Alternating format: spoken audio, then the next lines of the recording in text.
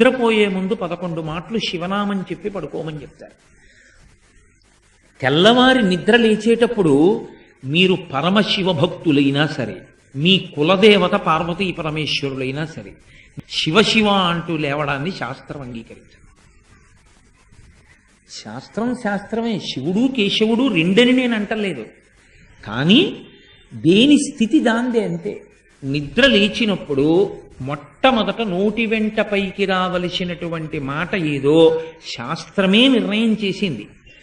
ఇంకా వేరొక మాట ఏదీ నోటి వెంట రాకూడదు. మొట్టమొదట తెలివి రాగానే రావలసిన మాట ఒక్కటే, అది 3 మార్లు పలికి లేవాలి మనసం మించింది.